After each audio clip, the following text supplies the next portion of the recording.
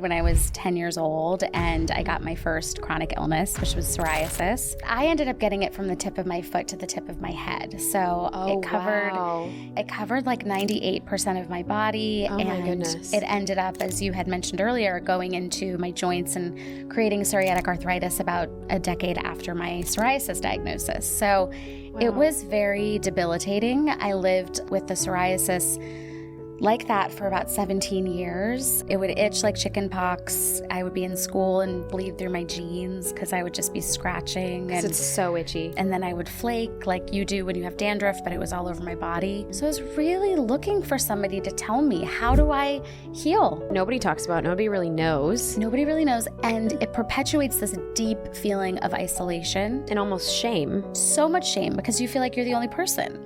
And, little did I know there's hundreds of millions of us. The National Health Council says there's over 133 million Americans that have a chronic illness. So for somebody kind of healing through, what advice do you have for them to kind of start their own healing journey? Honestly, hey loves, do me a quick favor and hit the subscribe or follow button wherever you are tuning into this. It helps grow the show more than you know. Thank you so much again and enjoy.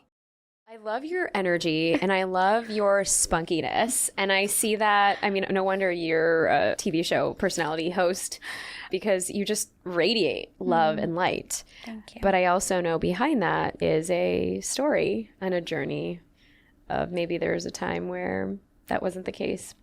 So maybe we can start there and unpack that. That's such a beautiful way of saying that because it's so true. I feel like throughout my life, it's been so easy for people to see the light and the bubbly personality, but a lot of times they don't know it's because I've been through so much darkness in my life, and I know a lot of people can relate to that.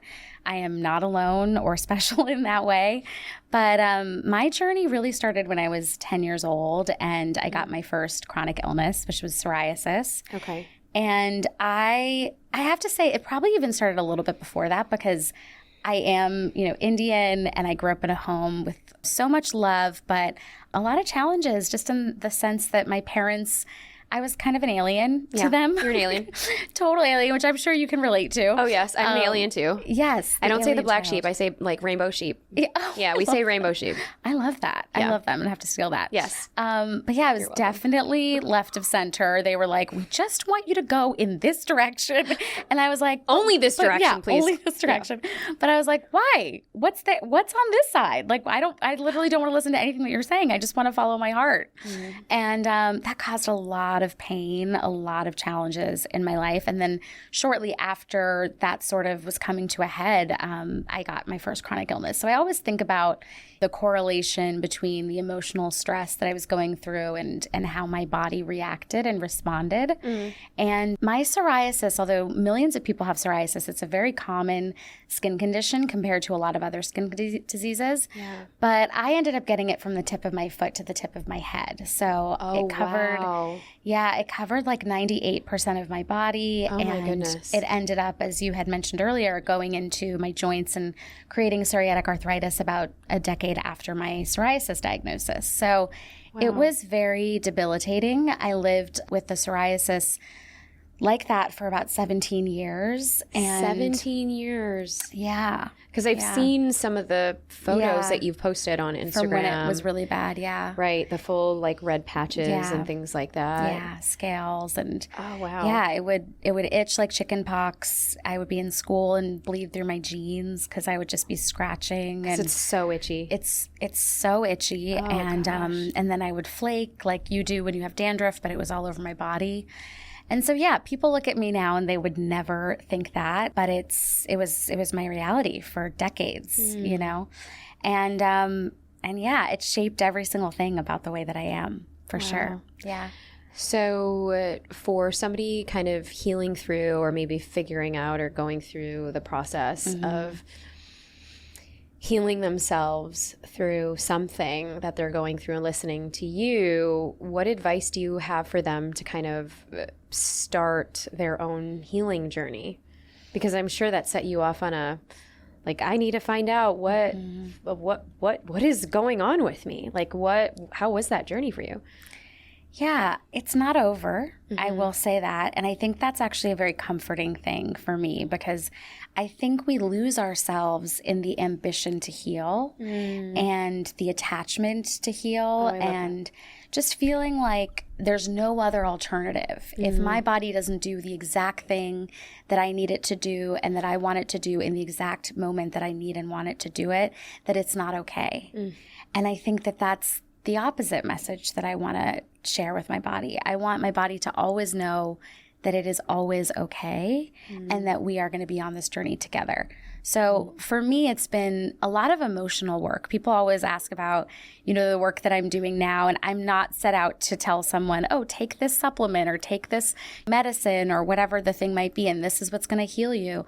I believe it's a spiritual and emotional conversation that we need to be having. And the other stuff, there's experts for that, and there's ups and downs you're probably going to have to go through to figure out what's right for you.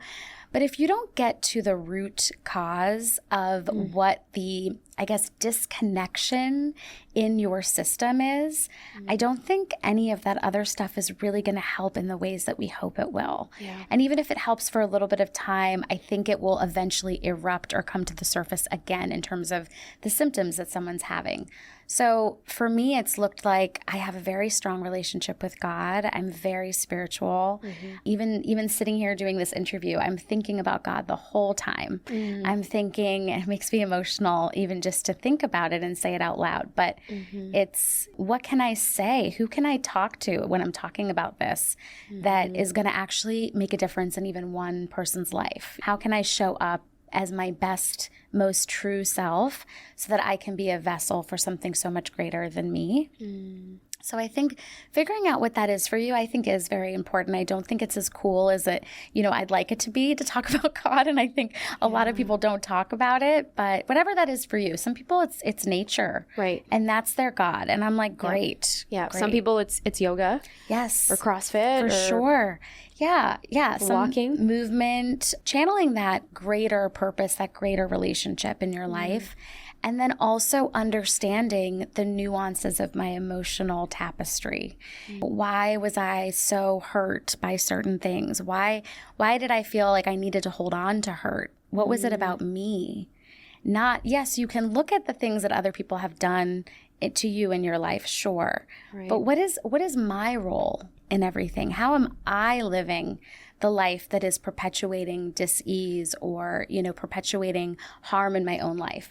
And I think the thing that has been challenging in talking about this, it's almost like a little bit of a new way that I've started talking about it, where I am saying we need to really go within and not bypass that. But because you've been in the wellness industry for so long, like, it's a tricky thing to talk about, because when I started in the wellness industry 14 years ago, I was learning about The Secret. I was learning about affirmations. Sure. I was learning about all these things.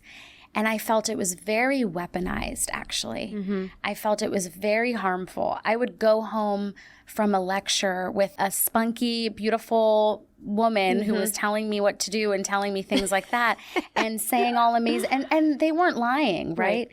But it was either you're thinking good thoughts and your life works, or you're destroying everything. Right. Or you're going to, you're going to the shitter because you had a bad thought in your mind.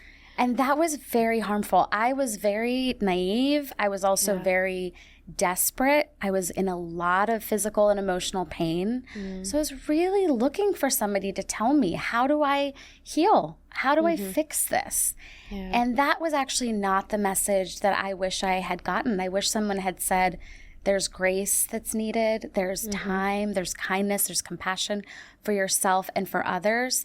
And sure, those positive thoughts and those affirmations and things are beautiful support systems. They have a time and a place. They have a time and a place. Well, and I think what I'm hearing from you in sharing this, and obviously a lot of the emotional experts that we've had on the Brave table around, the processes of how disease manifests through our body, right? With unresolved traumas or unresolved emotions, which I love that you're getting into this. Now, what I'm hearing is like just the acceptance of, I have this. I can't change it. Yes, I can do all of the things, but I got to be okay with it. I mean, I think that's the first step. I think when I started my company, Chronicon, the first step was it is so liberating to just sit next to somebody who has a chronic illness too and know I'm not alone. And for us to both be like, oh, I was in a flare last week and I had to cancel all my plans and I wasn't able to get anywhere except for my 5 doctor's appointments that I had. And I got, I was on the phone with the health insurance for 3 hours and I had to cancel a meeting. Like all these like very real things that happen. That you don't really... That no one talks about. That nobody talks about. Nobody really knows. Nobody really knows. And it perpetuates this deep feeling of isolation and almost shame. So much shame because you feel like you're the only person. And, little did I know before I started Chronicon that there's hundreds of millions of us. The National Health Council says there's over 133 million Americans that have a chronic illness. And that was a number that we got in 2019 before the pandemic. Oh, wow. Okay? It has been years. They have not updated that number. And that doesn't include millions of marginalized folks who are in populations that can't afford care, folks who don't have the support systems in their family to even get to the doctor's office, there's so many nuances to that number, and it's still so large, right? So that was the first step, is to say, there is liberation here that can happen if I just say, I'm not alone. I am not, it's not because there's something wrong with me that this is happening to my body or that I've brought this upon myself. But then the next step, which I am emerging out of and really working through right now for myself, because I actually got a third chronic illness. In 2021, I was diagnosed with a rare neuromuscular disease that was triggered because of a bad case of COVID. And so that pushed me to be like, wait a second, I'm doing all the positive things. I'm taking good care of myself. So I thought I'm doing so much. And yet my body is still leaning towards disease over and over and over and over again. And in very significant ways, right? So that sort of led me to say, okay, what is this deeper layer? And what are the stories? What are the ways that I am attached to being sick? What are the ways that I believe on some level that being sick is the only way I will be loved or cared for? It's a pretty vulnerable thing to say. It's a very vulnerable thing. Right? To go from, well, it's almost kind of, taking full agency of, well, what message does this have for me? Yeah. And it's such a fine line, right? Because I'm not sitting here saying, oh, I am like so terrible that I caused this illness and that's why I need to look at this. I'm just looking at what parts, as you said, agency, that's such a great word. Like, how can I feel empowered in this experience? And if you look at it and you say, no, there's absolutely no ways in which I feel connected to this, that's different. But it was very clear to me once I started doing this work. I started working on my nervous system and I started doing work on another layer that I think I was just so sick, like physically, I was just so ready for. Wow. So yeah. Wow. And how has that changed, like, your relationship with chronic disease? And how, like, have you noticed a difference internally, externally? Oh my God, yes. I feel like I'm a completely different person than the day that I got diagnosed with my last chronic illness, because I was just ready for something that I didn't know how to have access to. And to me, disease has always been a portal to something greater. And I don't want to have to get sick to go there every time. And hopefully I don't have to continue having that cycle and that experience. But I do think that it's an opportunity for something greater. So yeah, I even think my work has shifted a lot. Tell us more about that, because you founded Chronicon. Yeah. Which is also this conference that's put on by you, your company, your foundation, every year. How many years has it been running? Well, we had the pandemic in between, so we actually launched an app, which we still have, that's a global community, which is great, which we have workshops every week and content every day on the app. So we've done 2 live conferences. Amazing. Congrats. And thank you. And there's been like hundreds of people and dozens of brands, and people fly in from all over the world to attend, which has been just so humbling and amazing. But yeah, it's shifted my relationship to the work, because I don't want us to all be in the disease paradigm together, right? It's like we're coming to this conference because we all have this thing in common. But what we actually do in the conference and even in the app, we don't really focus on the fact that this person has a disease.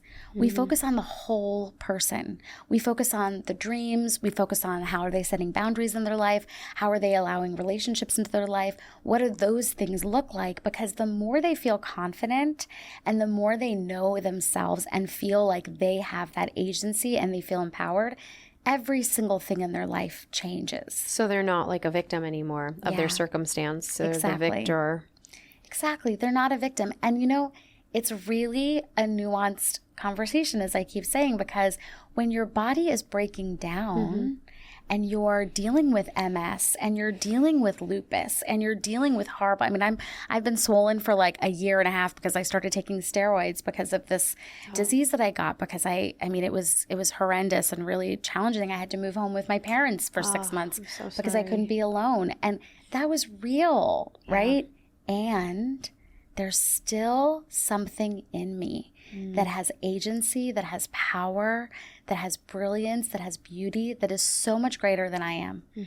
You know, so it's more about teaching people that and to how to figure out what that is for them. Right. That you're, well, I mean, you know, kind of the way I see it and hear about it is you're not going to just sit in the suck. Yeah. Right. I wrote the book, That Suck Now What? And I feel like a lot of times we're using it as a humorous way, but it's true. You're going to feel the suck. You're going to acknowledge the suck. Yeah. It sucks. Yeah. But I'm not going to live here. Yeah. And I don't think that I think it's been like this trajectory of the chronic illness conversation has been the first part, which is what I shared of like, doesn't exist. Like when I first started the wellness world, people used to tell me that all the time. You're not sick. It doesn't exist. So they're bypassing and they're gaslighting you. Totally. Right. Totally. And that was harmful. And that is harmful. Very harmful. Because I can only imagine you coming to like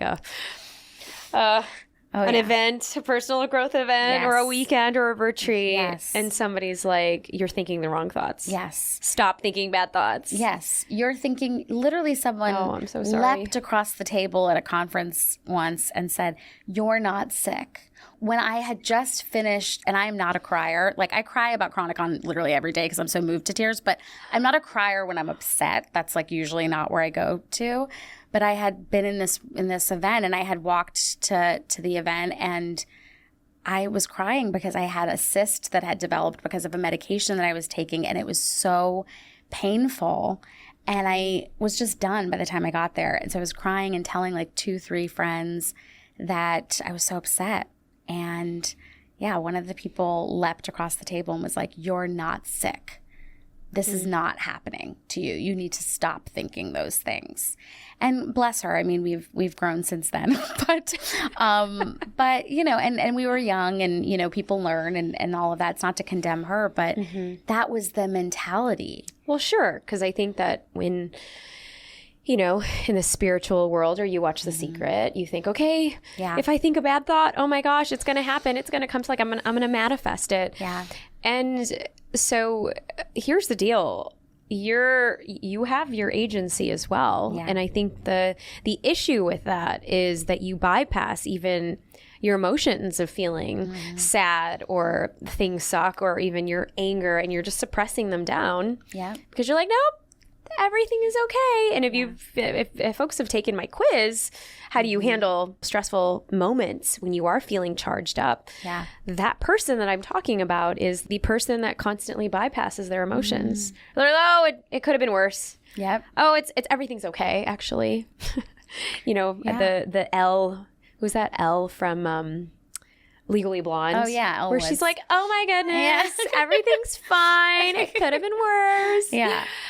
And no, it's actually like, no, I actually have this thing and it actually is not okay. It actually sucks. And there's wisdom in that, right? We're not talking about marinating in it for the sake of marinating in it or to be a victim or whatever it might be. But maybe you spend a day fully in your victimhood and then you're like, I call it the pity party of one. Great. Yeah, pity party of one. Do it. I mean, I have friends that are going through such hard, challenging, big things. And I'm just like, I will never tell you not to feel what you're feeling. If this is what today looks like, great. If you're feeling this for years and you don't want to fight for yourself, I might be like, hey, babe, I actually think you're bigger than this. Like, let's figure out what's really going on, because there's something happening here that makes you not want to move forward from this feeling, right? But it's not from a place of shame. It's not from a place of you should have done it differently or you're doing it wrong even, you know? And I think that, yeah, this conversation has always felt a little like tricky, because I don't ever want anyone to feel like their pain and their struggle with their health is not valid. It is. No, it is valid. It is, yes, feel all of the emotions around it. And then what are you going to do about it? And then, the now what, right? Now What's what? that now what? What's that now what piece? I Yeah. mean, the now what piece is obviously joining your community, because then you have, it sounds like you make people feel seen and heard and understood. Yeah, we do. We In the do. Thank you community. for that. Yeah. Yeah. It's actually bringing me to, I was also dealing with a bit of a health challenge earlier this year, and I found a mold strand. So I was dealing with mold or healing from mold. And one of the things that I had to be okay and sit with is, okay, all right, what does this mold have for me? Because it was causing me to have like these weird rashes that would never go away, and it was like brain fog, and I'm like, okay, let me push through, because I always push through, but who knows? It's been around for, I guess, a while maybe, and we were exposed in a couple of different places because I travel quite a bit. And then there was also parasites. So it was mold and parasites that we found because I started testing everything under the sun. And that journey for me of like, okay, I want to just like get rid of this fast. Yep. And they're like, no, sorry. Some people heal with this in the next like couple of years, or, there are like other meds that you could take possibly. There's all kinds of things. So then you go into the different rabbit hole of like, all right, I need to go and fix it. Versus I feel like it's going through all the stages of grief of like the denial, and then you're angry, like, this is like stopping part of my day, and I'm just feeling all of these things. And it's been quite a journey, actually, at the time of this recording of this podcast, probably 8 months. And so I can totally resonate. Yeah. I mean, not obviously as deep, No, but it's real. It's real. And it's almost like, okay, because there were days where I just didn't want to do anything. And then you're kind of so low in your emotions, and you're like, what is going on? Oh, wait, that's why I was feeling really low, or that's why I was doing those things, or that's why I was feeling super antisocial, and I'm like the biggest social butterfly ever. And yeah, I think that we don't necessarily think about it until we're actually affected with it. And it's easier to diminish somebody else's experience when you, or even not having that empathy for them because you've just never gone through something. So I totally empathize. Yeah. I'm sorry you had to go through that. I mean, it's Mold is still not easy. Yeah. it's still in the mix, but yeah, we're trying, it's like experimenting. But I think the thing with with what you're sharing is I had to kind of spiritually go in and say, okay, and literally talk to the mold. Yeah. I know. It sounds woo. It sounds crazy. It sounds like, what are you doing? But I literally had to be like, all right, what do you have for me? Yeah. And the thing that came up in this meditation, or I was just sitting, and it was like, all right, we've got to sit with us. There's nowhere to go. There's nowhere to run. There's nothing to do. We can't do. We have to sit and acknowledge and be okay with this.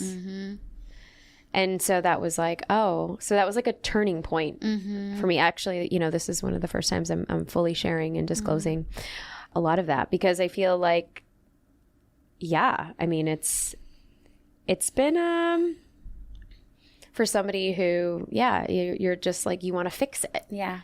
And you want to get over it. Yeah.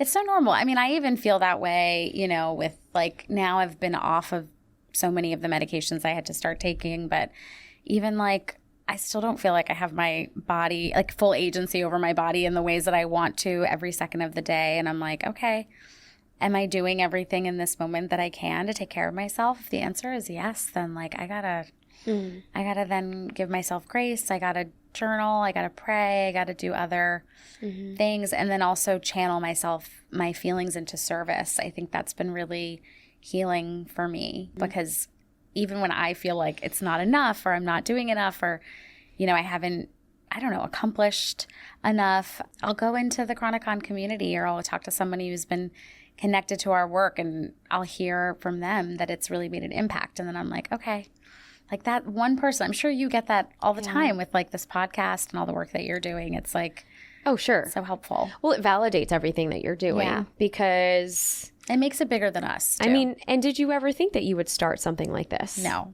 Out of the alchemy of what you've been through? No, I was doing the beauty thing. I was really excited to sell eye cream on QVC. No way. Tell us more about that. I mean, you'd be great at QVC, actually. I love QVC.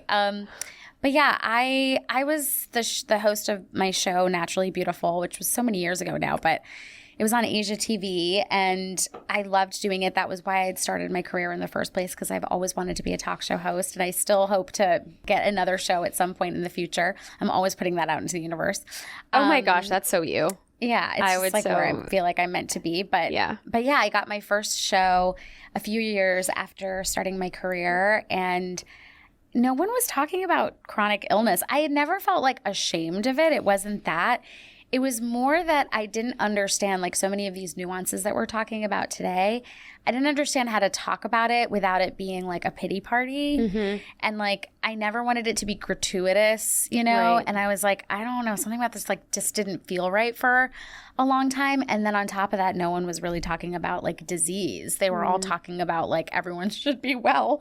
So I was like, okay, I don't really know, I don't know what angle to go I don't know here. what angle. Yeah. Like nothing felt genuine, And then after a lot of years, I just was like, oh gosh, like I've had a pretty intense life and story and journey. I feel like I'm not, I love QVC, but I don't feel like I'm best suited to only be talking about this like one aspect of life, which is like beauty, Right. So it sort of pushed me to go inward and figure out what was that going to look like. And I remember thinking of the idea and was like, oh my God, my whole childhood, my whole life would have been different if I had a place like that to go to. So yeah, it sparked that idea. Wow. And now what is this next season for Nitika? This next season. And before you answer that though, because coming from the South Asian background. Yes. And I can only imagine if you shared that in my household growing up. They would be like, stop. Which part? All of it? I mean, all of it. Like, I'm suffering from X, Y, and Z. I think I have X, Y, and Z. Yeah. I can hear my Punjabi dad saying, nope, go study, you're fine. Or go put, Vicks over it, you'll be fine. Yeah. Yeah. Use coconut oil, everything will be better. Take some Tylenol. Yeah. Because that's so prevalent with our immigrant backgrounds and our immigrant parents, how was that with your family? What did you navigate through? Yeah. And where are you at today? Yeah, I'm very close with my parents, but I will say like when I was growing up, there was just not a lot of education around these things. I got a skin disease, and so for most of my life, we all just thought it was just the skin. But psoriasis is an autoimmune disease.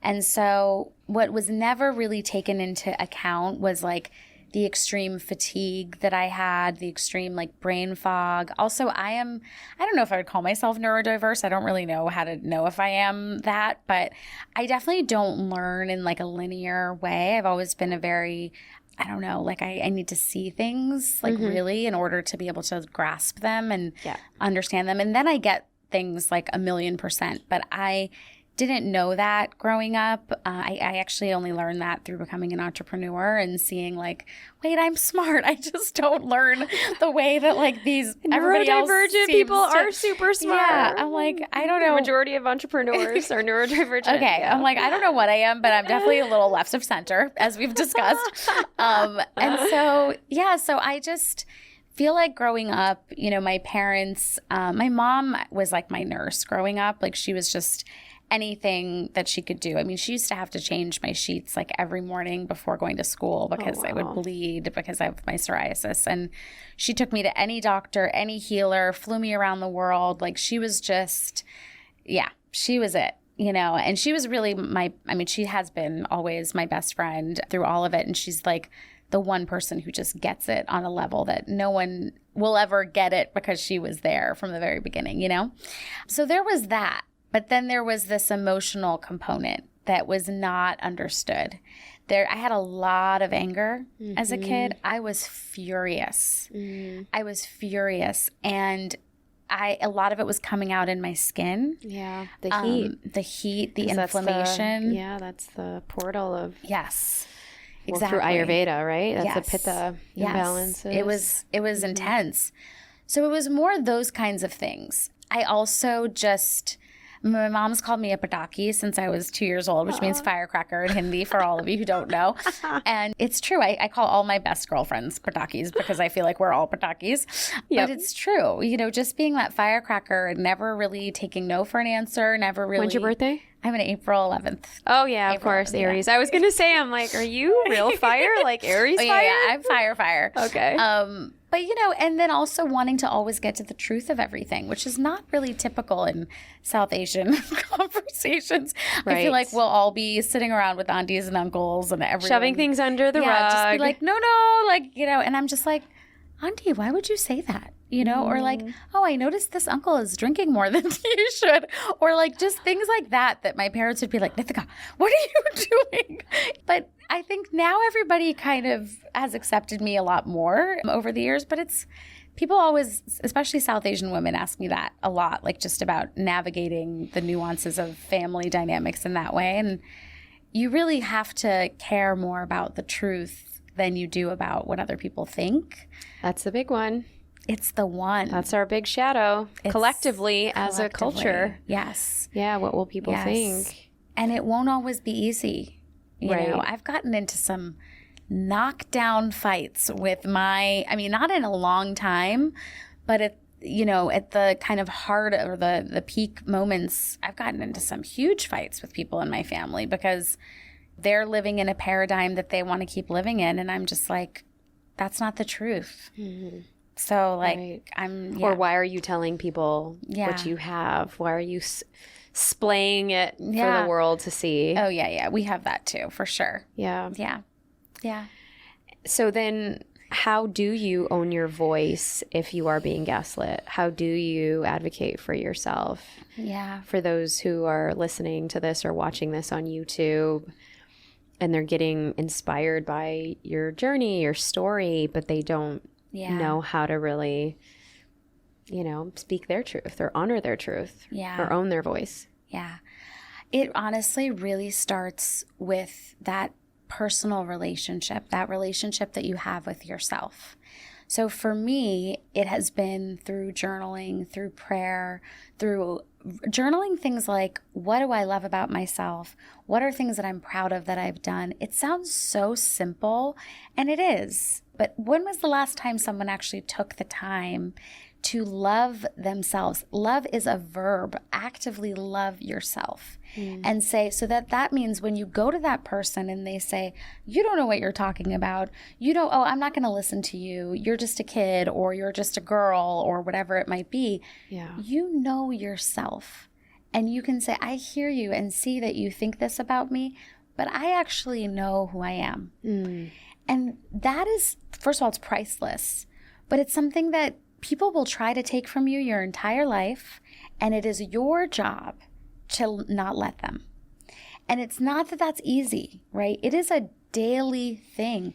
While I'm exploring dating. I haven't dated in a long time, and I'm like starting to dip my toe into dating again, right? And I'm like, okay, every time I meet somebody and they want to tell me who I am, they want to tell me what they see in me because it makes them feel a certain way, I have to sit and remember, who am I?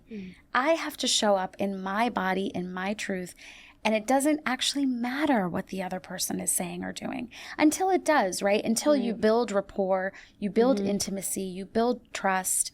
And that goes for a doctor relationship. Like I have a new neurologist that I have built a relationship with over the last year. The first couple of appointments, I had my guard up, you know, and I wasn't like just doing that whole white coat thing where I just believe everything he says. Like I had lots of notes. I had come prepared, but now we have a little bit more of a rapport. Now I feel like, okay, I've seen he's trustworthy. He'll listen to me. He has a certain rhythm that I can follow, that we can be in sync together. But that's my job, right? I have to show up. No one else's job. It's not anyone else's job to make me feel safe or cared for, actually. Right. And I think that sometimes we're in a society where we put that on other people. Totally. And yes, if you and I are best friends and close friends, we have an understanding that we are going to do that for each other, right? And there's care there, and there is built-in trust through time. But that doesn't happen the first time that we meet. That doesn't happen like after even maybe the fifth time that we meet. It happens over much, like many, many times of us meeting. Right? And so I think that's, again, going back to that agency. How are you going to show up? Yes, okay, you know that when you go to the next Diwali party, there's going to be people, there's going to be aunties like, oh, you wore this color today? Like whatever, like they're going to be like looking at your outfit or saying you've got too much cleavage. I like always have too much cleavage. And like, you know, they're going to say, oh, you wore your hair curly, you didn't wear your hair straight, you wore this, you wore that. Okay. And I'm going to be like, yeah, I love my curly hair. It's straight today because I got it blow dried last week. But like, you know, it's like knowing yourself. Right. It's not anyone else's job to tell you that you're okay. Amid all of the comments. I say like the comments are, they're complimentary. They're going to happen. So you take it or leave it. Yeah. You know, we just had an event to celebrate my brother this weekend, and lots of family and lots of comments. Yeah. And you just, they're complimentary. they're free. You know, you honor it. And I think the other thing that it's reminding me of as you're sharing this is people are going to have their own perceptions, their own perspectives. Yeah. And they're entitled to have their own perceptions and their perspectives, but you still have your own. Yeah. And yours should be probably the only one that matters. Yeah. Like they'll still have that experience of you no matter what. Yeah. And there's nothing that you can do to change or alter or persuade them otherwise, because they will still have that experience of you.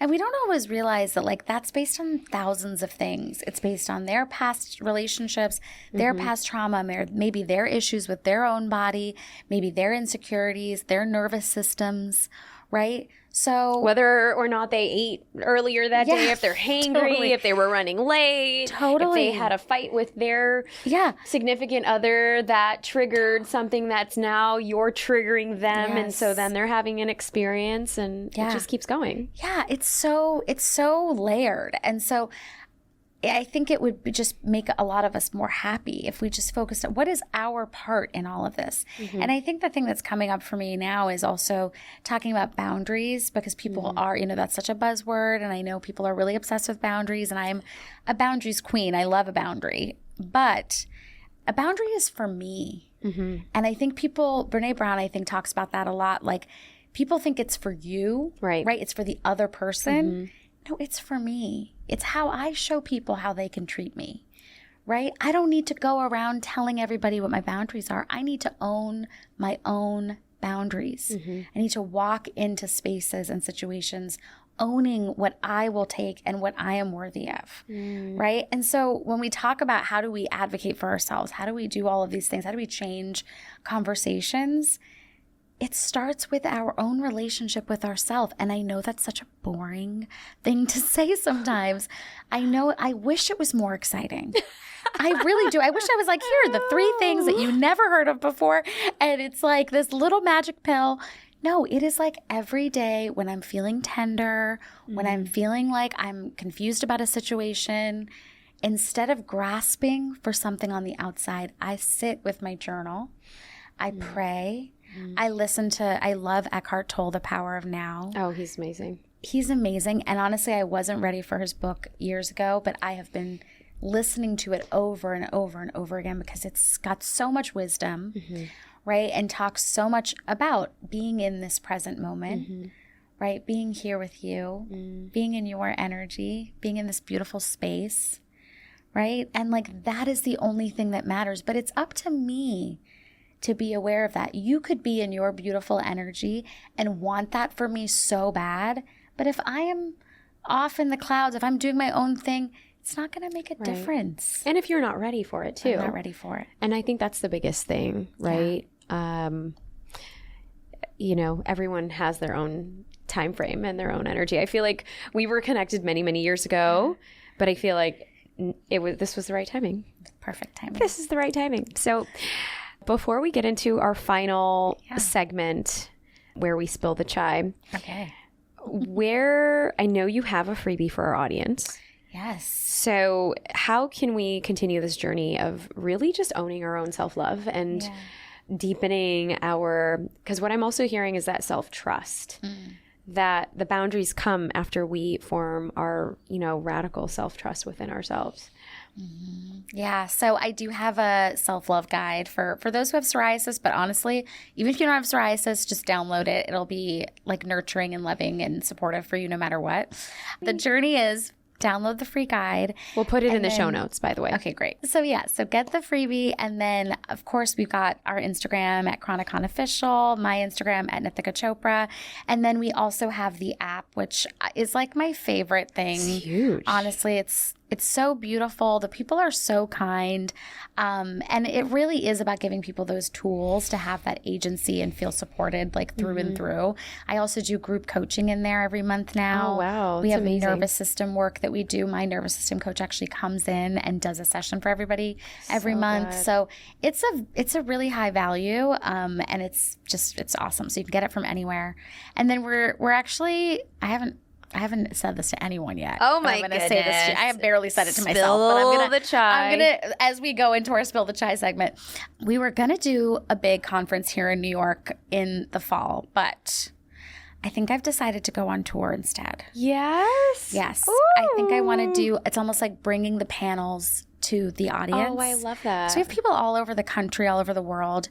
And not everybody can fly to New York, and it's also only one day, so this kind of feels like exciting to switch up the energy Chronicon tour. Chronicon tour. So I think that's going to happen in October this year. So definitely follow us and stay tuned for those Oh my details. gosh. Well, hopefully you come to Austin. Oh my God, I would love to. That would be amazing. We should add that to the list. Add Austin to the list. Let's do it. Oh my goodness. Okay. All right. Spilling the chai. Are you a matcha girl, herbal tea, or masala chai? Can I say I'm an oat milk latte girl? Okay. Oat milk latte. Or if I None had, of the above. If I had to choose, I guess I would say masala chai. But all right. Thank you. I'm mostly an oat milk latte girl. Oh, you are? Okay. Sorry. Is that bad? No, it's fine. Okay. That's great. That's great. Favorite place to venture off to for your own self-care? Oh, wow. It could be a place. It could be a place in your house. Yeah. I live in Williamsburg, Brooklyn. Oh, fun. It's so cute over so there. fun. Everyone is so cute. Yeah, I'm just everyone is cool. Yeah. And I'm like, I don't even know if I'm cool enough to live here, but I live here.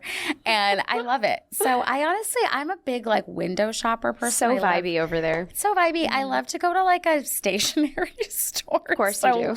It's so silly. But just to like look at beautiful things, or like a jewelry store or something. I love jewelry. Like, Indian window, woman, window just, shopping, like, window shopping is great. It's not like even retail therapy, but not. Yeah, it's like I don't even need to buy anything, but just going looking. in, learning like the stories of where things come from, and like I'm real nerdy like that.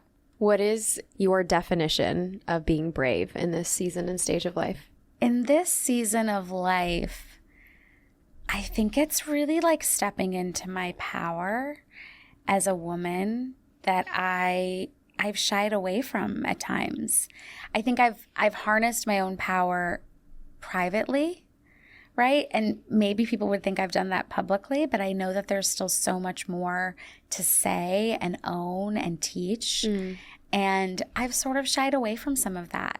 For a lot of the reasons that we talked about today, like just those nuances of never wanting anyone to feel like their experience isn't validated, and also knowing that there's some deeper layers that we have to get to. Just being like, okay, what, like, I don't know. It's easier to say that to like my 4 best friends that I'm like, I know that they're going to love what I'm saying, you know, but to say it publicly and be like, hey, I don't know your story, but I also trust that there's probably more there that we haven't explored yet. And I'd love to do that with you, you know? That's a whoa thing. Sounds juicy. Sounds juicy to me. It's juicy. Okay, one word that describes this season. Reclamation.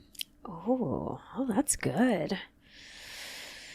All right, Nitika, this was such an honor to hear your wisdom, your strength. I love how you are just reclaiming you in this era, and I'm so excited that people get to learn from you. So thank you for pouring your wisdom today with us, and we will put all the ways that people can follow you in the show notes. Thank you. Thank you so much for having me. You're such a beautiful interviewer. Oh, I really enjoyed this conversation. Oh, so did I. Well, we'll have to have you back. Anytime. Part 2. Until next time on the Brave Table. You have such good energy. Oh my gosh, you too, friend. You too. I feel like I've been following you and your journey for a while. And so it's like very surreal that we're just sitting here in New York City. And if you're watching this on YouTube, the verdict is out. I asked her if she was related to Priyanka Chopra. I mean, if it's too early to share. No, I feel like that'll like warm us up for the conversation. It's like perfect, you know? Yeah, you can tell them. Okay, so because I'm like, wait, is she related? No, I'm not. Because Brave Table Fam, I mean, it's her the bottom portion of her face. Okay. Now everyone's going to be looking at the bottom portion of my face. No. Well, you are stunning. You are gorgeous. And I feel like, so who do you get? I do get Priyanka a lot, but I think it's just because we have the same last name. I swear. No. I don't know. I've looked at her. I mean, she is flawless. So obviously I've like looked at, like literally I've had people who have worked with me on style in the past. And I've been like, I just want to look like everything she's wearing. I love her style. I love what she does. But yeah, I don't think I look anything like her. Really? I really don't. Her lips are like 3 times the size of mine. I mean, no, there's something there. Or you get Selena Gomez. I do get Selena, which I really can see think that. it's just because we have the chronic illnesses. I really don't understand. I mean, I am honored and flattered, but I just don't see it. But sure, I'll take it. Oh I'll my take goodness. it. Absolutely.